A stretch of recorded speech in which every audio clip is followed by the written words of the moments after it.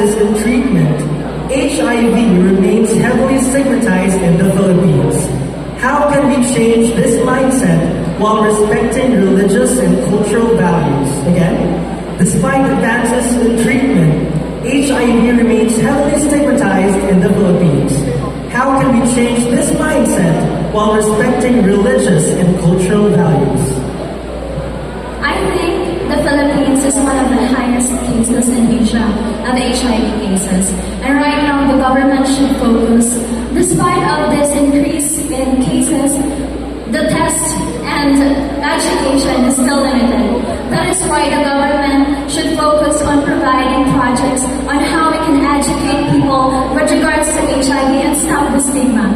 With regards to religious and cultural values, it's 2025 already, and I know they understand already that it's important right now is the welfare of the Filipinos.